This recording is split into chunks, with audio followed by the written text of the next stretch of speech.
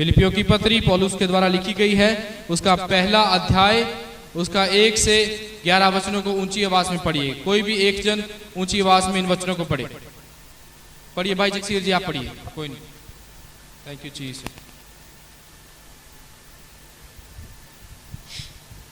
मसीह यीशु के दास पौलुस और तीमुथियुस की ओर से सब पवित्र लोगों के नाम जो मसीह यीशु में होकर फिलिप्पी में रहते हैं, अध्यक्षों और सेवकों समेत हमारे पिता परमेश्वर और प्रभु यीशु मसीह की ओर से तुम्हें अनुग्रह और शांति मिलती रहे।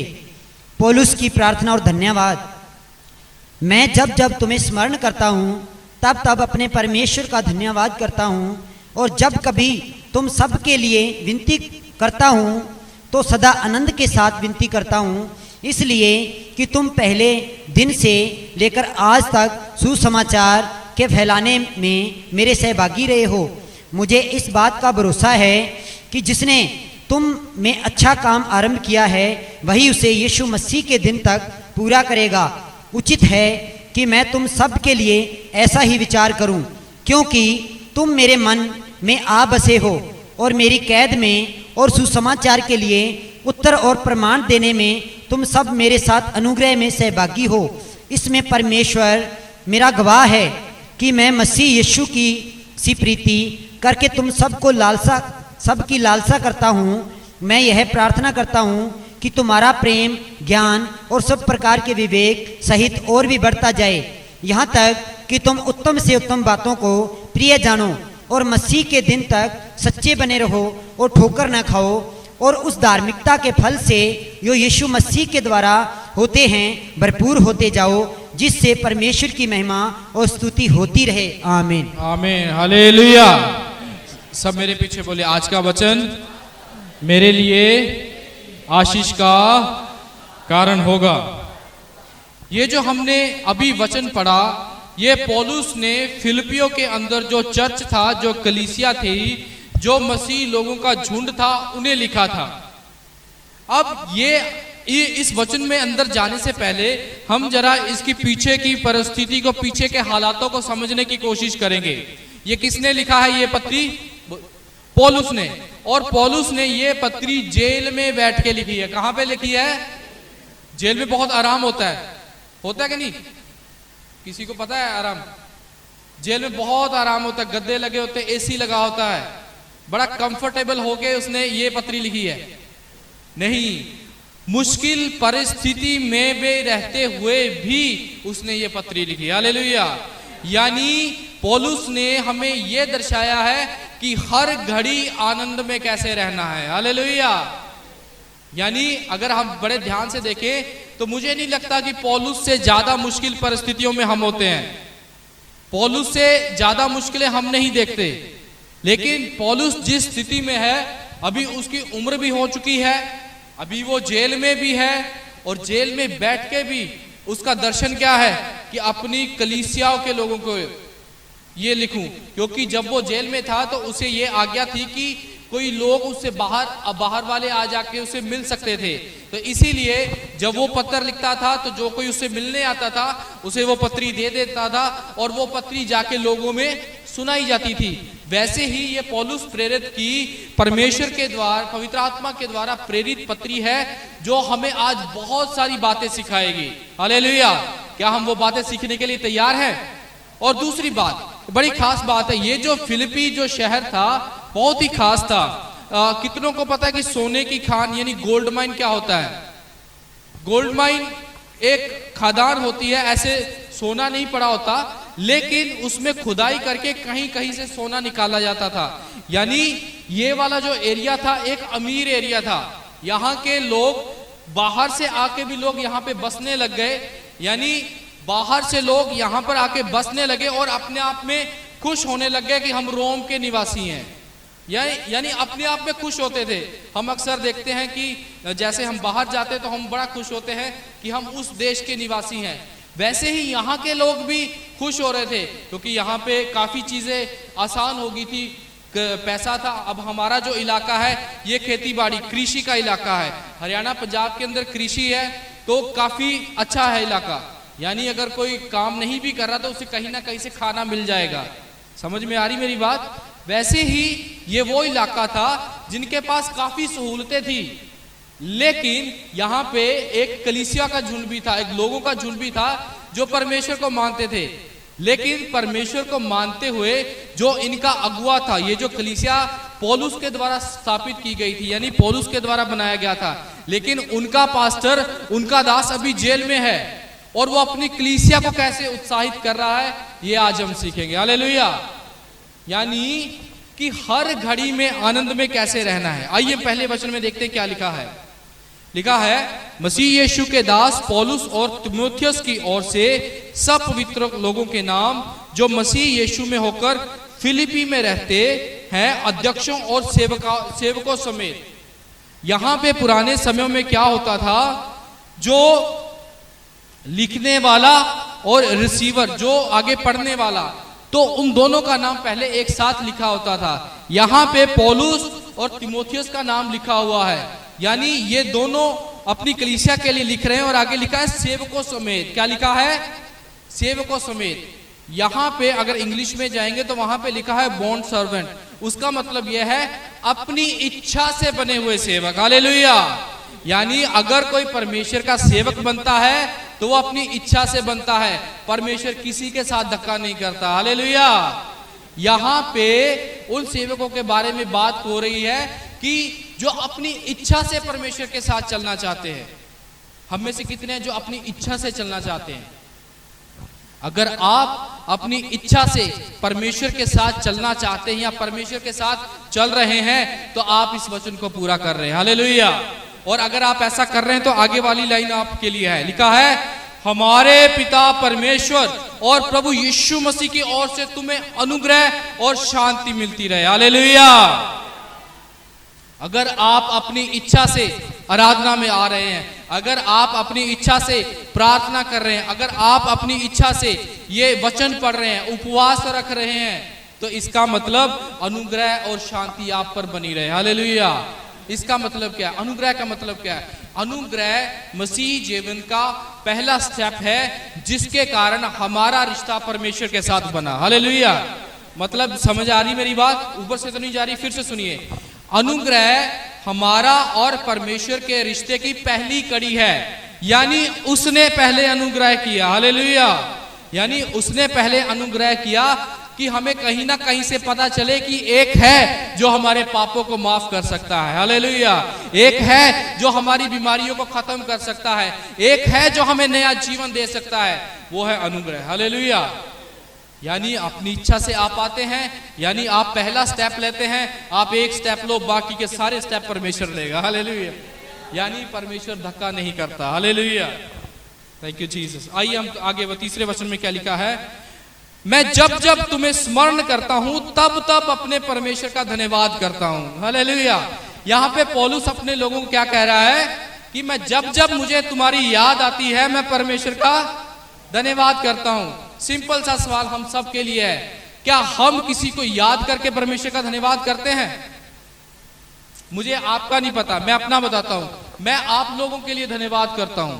मैं इन भाइयों के लिए धन्यवाद करता हूं कि परमेश्वर ने हमें अच्छे आराधक दिए हैं। मैं इन बच्चों के लिए धन्यवाद करता हूं कि सेवकाई में हेल्प करने के लिए हमें बच्चे दिए हैं। क्या आप अपने पास्टर के लिए धन्यवाद करते हो? हालेलुया।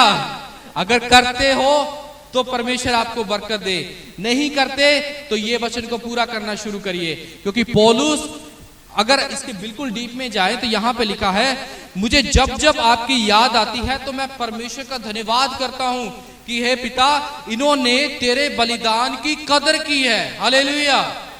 यानी ये उन लोगों के बारे में बोल रहा है कि ये वो लोग हैं जिन्होंने अंगीकार किया है कि यीशु ही प्रभु है। और आपका भी ये फर्ज बनता है कि अपने पासवान के लिए प्रार्थना करें कि हे पिता, तेरा धन्यवाद जिनके कारण हमें आशीषें मिलती है, जिनके कारण हमें वचन की बातें सीखने को मिलती हैं, ताकि उस वचन के आधार पर जीवन जिया जा सके। हालेलुया। और आगे लिखता है, और जब कभी तुम सब के लिए विनती करता हूं तो आनंद के साथ विनती करता हूं। हालेलुया।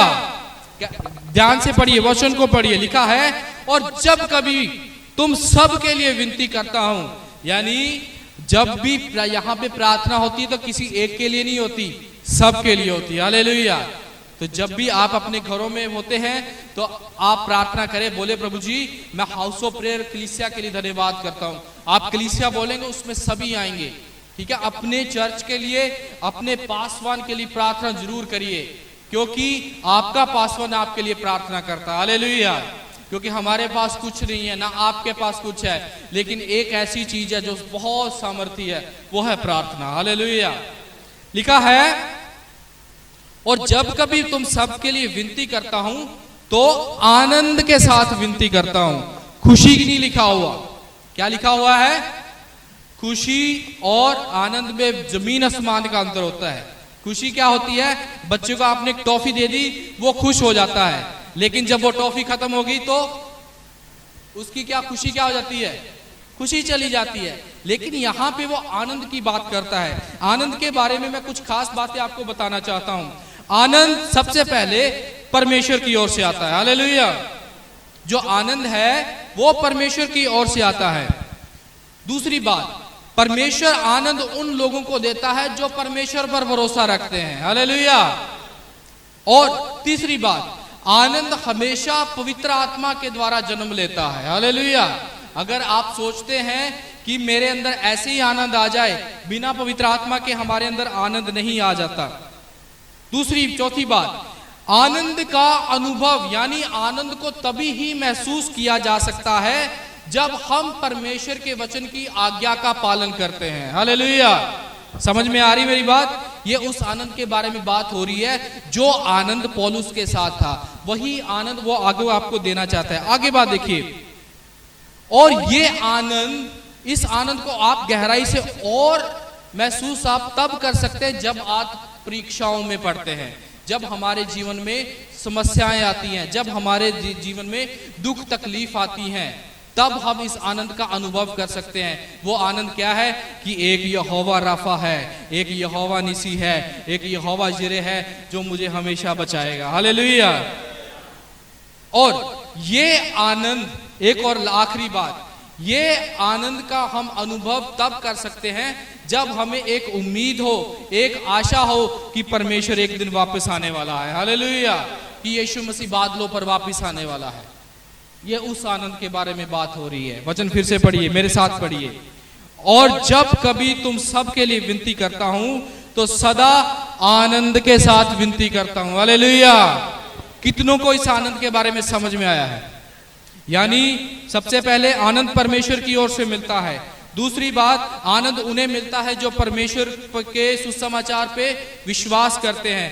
तीसरी बात, आनंद पवित्र आत्मा के द्वारा पैदा होता है। चौथी बात, आनंद का अनुभव वही लोग कर सकते हैं जो परमेश्वर के वचन की आज्ञाकारिता करते हैं। और आनंद का गहराई वाला अनुभव तभी होता है जब हम दुख तकलीफों में होते हैं। और पूरे आनंद का अनुभव यानी संपूर्ण आनंद का हम अनुभव तब कर सकते हैं जब हमें ये उम्मीद है कि यीशु मसीह फिर से लौट के आएगा। हालेलुया। कितनों को आनंद के बारे में समझ आया? कितने चाहते हैं कि ऐसा आनंद मेरे जीवन में भी आ जाए? यीशु मसीह के नाम से आपके जीवन में ये आनंद आने पाए। हालेलुया। 5वां वचन, इसलिए कि तुम पहले दिन से लेकर आज तक सुसमाचार सुनाने में मेरे सहभागी रहे हो। हालेलुया। यानी यहां पे ये उत्तर है जो ऊपर उसने इतने काम किए। यानी पौलुस पास्टर अपनी कलीसिया के लिए दुआ क्यों कर रहा है? कि कलीसिया दान दे रही है या फिर कलीसिया और कोई काम, चर्च में सफाई कर रही है, कोई काम कर रही है? वचन को दोबारा पढ़िए, क्या लिखा है? इसलिए कि तुम पहले दिन से लेकर आज तक सुसमाचार फैलाने में मेरे सहभागी हो। हालेलुया। यानी पौलुस अपने लोगों के लिए इसलिए प्रार्थना कर रहा है कि उसके लोग भी परमेश्वर के वचन को पूरा कर रहे हैं। हमने भी क्या करना है? परमेश्वर के वचन को फैलाना है ताकि हम एक दूसरे के लिए प्रार्थना कर सकें। वचन में लिखा है निरंतर प्रार्थना में लगे रहो। इसका मतलब है कि बिना रुके प्रार्थना में लगे रहो। इंग्लिश में लिखा है प्रे विदाउट सीजिंग। मतलब हम और सिंपल भाषा में आते हैं बिना रुके प्रार्थना, हम सुनते ना इंजन सीज हो गया यानी रुक गया, उसका मतलब क्या होता है? अगर वो सीज हो जाए तो वो ये नहीं कि एक पेज घुमाया दोबारा ठीक हो जाए, उसको पूरा खोलना पड़ता है। यानी प्रार्थना ऐसे करो कि आपका जीवन रुकने ना पाए। हालेलुया। लिखा है कि तुम पहले दिन से लेके आज तक सुसमाचार सुनाने में सहभागी रहे हो। अपने आप से सवाल करिए, क्या मैं सुसमाचार फैलाने में पास्टर का सहभागी रहा हूं? अपने आप से सवाल करिए और जवाब भी अपने आप तक रखिए, क्योंकि आपका जवाब परमेश्वर जानता है। अगर आप सहभागी रहे हैं तो इससे ऊपर वाले वचन आपके जीवन में पूरे होंगे। अगर नहीं रहे हैं तो आज से सहभागी होना शुरू कर दीजिए। आज सुसमाचार कैसे सुनाना है? आप सोच रहे होंगे कि बहुत सारी मुश्किलें आजकल कोई सुनना पसंद नहीं करता। आपने सिर्फ अपनी गवाही देनी है कि मेरा यीशु है जो जीवन बदलता है, उसने मुझे हर दुख तकलीफों से छुड़ाया है। आप पढ़े लिखे बच्चे हैं, आपका फेसबुक प्रोफाइल, आपका इंस्टाग्राम से पता लगना चाहिए कि आप यीशु के पीछे चलने वाले हैं, क्योंकि गवाही आप हर तरीके से दे सकते हैं। आपके अगर सोशल मीडिया से भी नहीं पता चल रहा कि आप यीशु के पीछे चलने वाले हैं तो आप तब भी ये वचन पूरा नहीं हो पा रहा। यानी हर तरीके से जैसे हो सकता है सुसमाचार को फैलाने की कोशिश करें। छठा वचन, मुझे इस बात का भरोसा है कि जिसने तुम में अच्छा काम आरंभ किया है वही उसे यीशु मसीह के दिन तक पूरा करेगा। हालेलुया। यहां पे क्या लिखा है? यहां पे पौलुस उनको बोल रहा है। हालांकि देखिए यहां पे पौलुस अपनी कलीसिया को बहुत सारी अच्छी बातें लिख रहा है, उन्हें उत्साहित कर रहा है, खुद मुश्किल में है लेकिन उन्हें आने वाली मुश्किल से बचा रहा है। लिखा है, मुझे इस बात का भरोसा है कि जिसने तुम में अच्छा काम किया, हालेलुया, उसे इस बात का पता है कि ये अच्छा काम किसने शुरू किया। उसने ये नहीं बोला कि जो काम मैंने शुरू किया है। यहाँ पे बहुत बार हम अपने ऊपर ले लेते हैं ना कि ये सेवकाई मैंने इतने 2002 में शुरू की, 2001 में शुरू की। नहीं, परमेश्वर ने शुरू की। हालेलुया। क्या लिखा है? जिसने तुम में अच्छा काम शुरू किया, आरंभ किया, वही उसे यीशु मसीह के दिन तक पूरा करेगा। यीशु मसीह के दिन का मतलब क्या है? ध्यान से सुनिए, मेरी कलीसिया को ये सब बातें पता होनी चाहिए। यीशु मसीह का दिन और परमेश्वर के न्याय का दिन दो अलग अलग बातें हैं। सुनिए ध्यान से, यीशु मसीह का दिन और परमेश्वर के न्याय का दिन दो अलग अलग बातें हैं। परमेश्वर के न्याय के दिन सबका न्याय होगा। जिसने सही मसीह में आने के बाद भी सही काम किए उसे आगे भेजा जाएगा, और जिसने नहीं किया उसे नरक की आग में भेजा जाएगा। और मसीह का दिन क्या होता है? मसीह के दिन विश्वासियों का ग्लोरिफिकेशन, यानी विश्वासियों को इनाम दिया जाएगा। हालेलुया। यानी उनके मसीही जीवन के इवज में, उसके परिणाम के रूप में उन्हें उनके सिर पर ताज रखा जाएगा। यानी यीशु मसीह आपका वेलकम करेगा। हालेलुया। समझ में आया? परमेश्वर के न्याय का दिन और यीशु मसीह का दिन दो अलग बातें हैं। यहां पे दूसरे के बारे में बात हो रही। कौन सा है?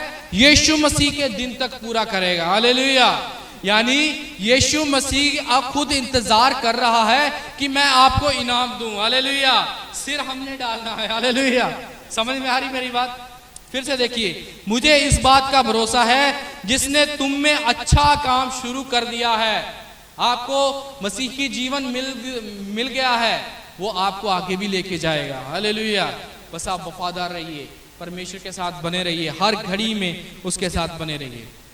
7वां वचन, उचित है कि मैं तुम सबके लिए ऐसा ही विचार करूं क्योंकि तुम मेरे मन में आ बसे हो। एक पास्टर अपनी कलीसिया के लिए कह रहा है, यानी एक चरवाहा अपनी भेड़ों के लिए कह रहा है।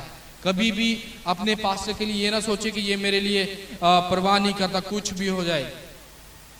अगर आपका पास्टर आपकी परवाह नहीं करता, आप चर्च छोड़ के जा सकते हैं, क्योंकि आपका पास्टर वो वचन पूरा नहीं कर रहा। इस बात को समझिए, वचन आपको आपकी कलीसिया छोड़ने की इजाजत देता है अगर आपका चरवाहा आपकी देखभाल नहीं कर रहा, अगर आपका चरवाहा आपके लिए प्रार्थना नहीं कर रहा, आपकी मुश्किल घड़ी में आपके साथ नहीं खड़ा, यानी आपके लिए दुआएं नहीं करता। ये वचन कह रहा है। देखिए, कि मैं तुम सब के लिए ऐसा ही विचार करूं कि तुम सब मेरे मन में आ बसे हो और मेरी कैद में, यानी जिस वक्त अभी मैं जेल में हूं और सुसमाचार के लिए उत्तर और प्रमाण देने में तुम सब मेरे साथ अनुग्रह में सहभागी हो। हालेलुया। यानी अभी जेल में वो सिर्फ अकेला है, पौलुस सिर्फ अकेला जेल में है, लेकिन वो उन्हें भी कह रहा है कि तुम लोगों ने भी मेरा साथ दिया है। हालेलुया।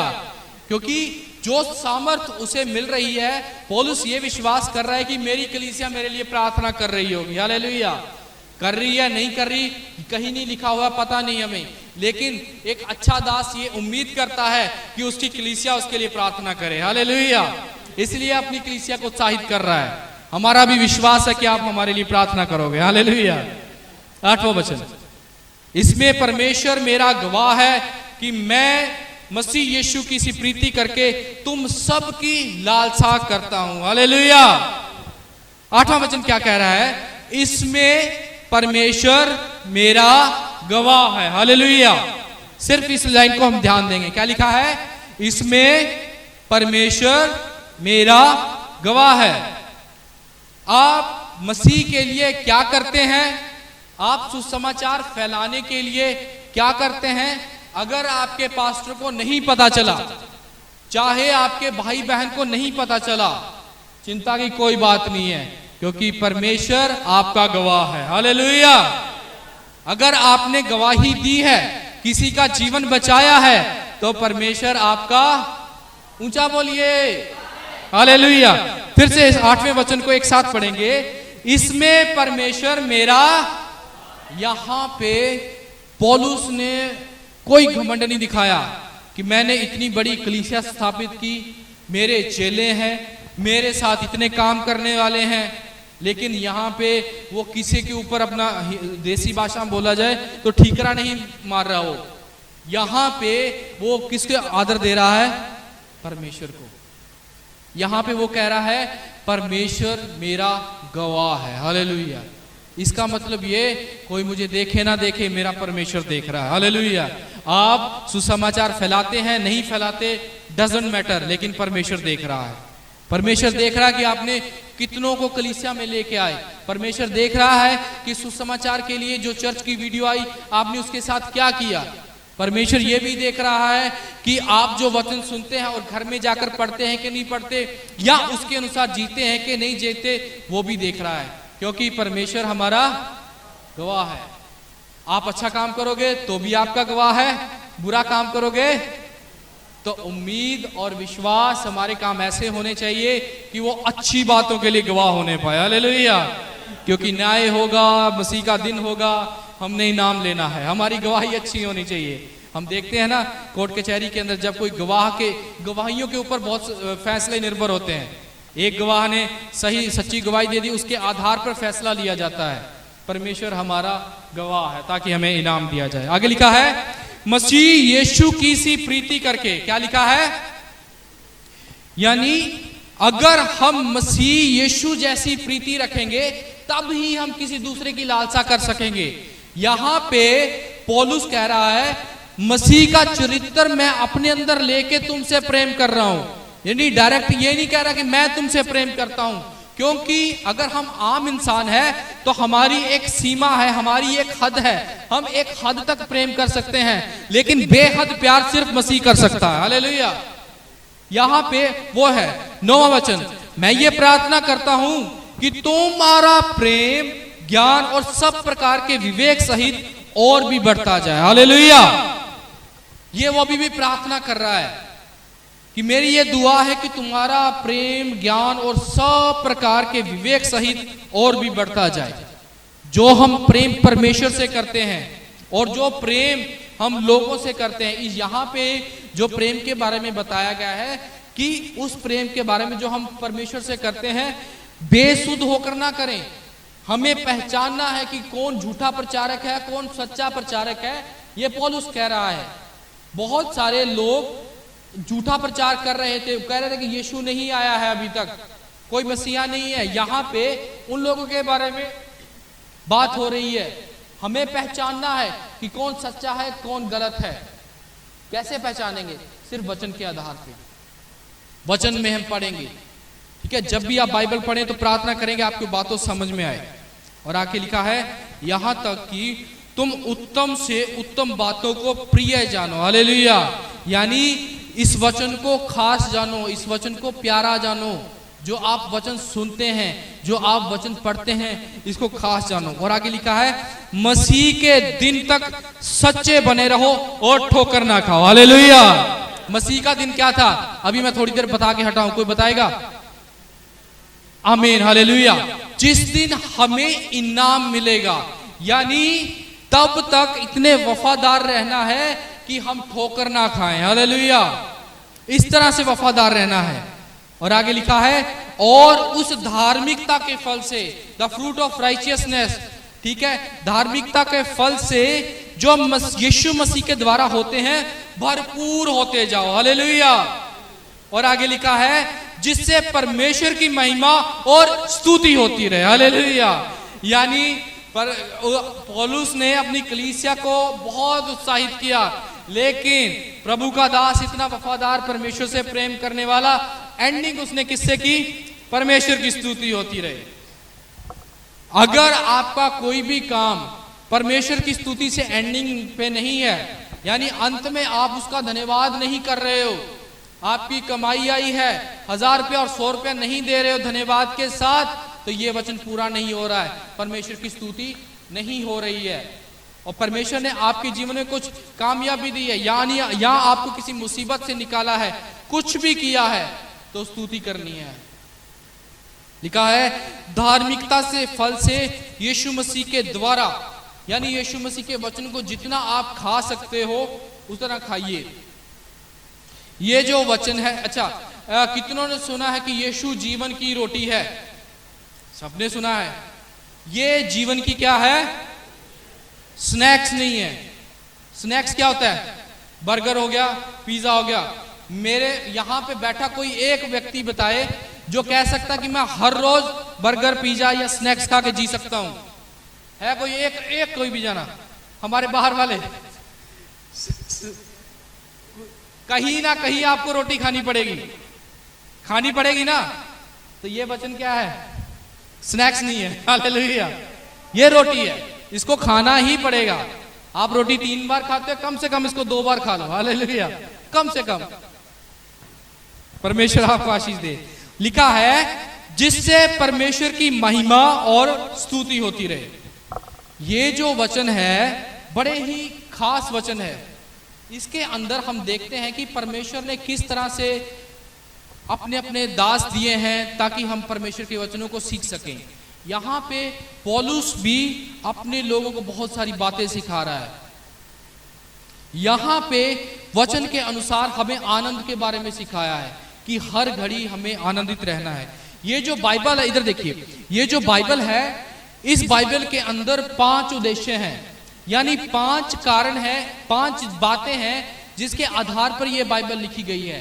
5 ऐसी बातें हैं जो इस बाइबल के अंदर पाई जाती, पूरी बाइबल, यहां उत्पत्ति से लेके प्रकाशित वाक्य तक। पहली बात क्या है? कैरेक्टर ऑफ गॉड, यानी परमेश्वर का चरित्र, यानी परमेश्वर कैसा है। दूसरी बात, पाप के लिए और आज्ञा का उल्लंघन करने के लिए न्याय। पहली बात क्या थी? परमेश्वर का चरित्र। दूसरी बात, पाप और आज्ञा का उल्लंघन करने वालों के लिए न्याय। तीसरी बात, विश्वास और रखने वालों और आज्ञाकारिता करने वालों के लिए आशीषें। चौथी बात, मुक्तिदाता और हमारे पापों के लिए बलिदान। मुक्तिदाता कौन है? यीशु मसीह, यानी यीशु मसीह और हमारे पापों के लिए बलिदान। और 5वीं बात, आने वाला परमेश्वर का राज्य और महिमा, हालेलुया। अगर आपका चर्च इन 5 में से एक कम या एक ज्यादा बताए तो आप गलत चर्च में हैं। अभी मैं किसी भाई से बात कर रहा था, उसने मेरे को एक फोटो दिखाई, किसी का घुटना है। मैंने उसको बिल्कुल आराम से बोला, मैं ठीक हो जाएगा, क्योंकि हम ठीक होते देखते आ रहे हैं, हालेलुया। हो सकता है आपके परिवार में कोई ऐसा सदस्य या कोई समस्या हो भी नहीं हो पा रहा, लेकिन वचन के अनुसार कुछ छोटा नहीं है। सबसे पहली बात, 5 बातें हैं जिसके आधार पर यह वचन लिखा गया। परमेश्वर का चरित्र, पाप और आज्ञा का उल्लंघन करने के लिए न्याय, विश्वास और आज्ञाकारी करने के लिए आशीषें, मुक्तिदाता यीशु मसीह हमारे पापों के लिए बलिदान और आने वाला राज्य और परमेश्वर की महिमा। हालेलुया। इन 5 बातों को हमेशा याद रखना है, आनंद में रहना है, हर घड़ी आनंद में रहना है, ताकि परमेश्वर आपको आशीष दे सके। हालेलुया। कितनों को समझ में आया है? आज से क्या रहना है? हर घड़ी आनंद में रहना है। खुश रहने की बात नहीं कर रहा, खुश रहने की बात कर रहा हूं। हालेलुया। मैंने बंद कर दिया ताकि रिकॉर्ड ना हो। हालेलुया। यानी अंदर से एक विश्वास रखने के लिए, कुछ भी हो जाए, यहोवा मेरा चरवाहा है, चाहे जेब खाली है, यहोवा मेरा चरवाहा है, मुझे कुछ घटी ना होगी। हालेलुया। चाहे शरीर कुछ भी है, यहोवा मेरा चरवाहा, उसके सोटे और लाठी से मुझे शांति मिलती है। आमीन। हालेलुया। जो यहां तक लेके आया हमें आगे लेके जाएगा। हालेलुया। आइए अपनी आंखों को बंद करें, जो भी वचन समझ में आया उसके अनुसार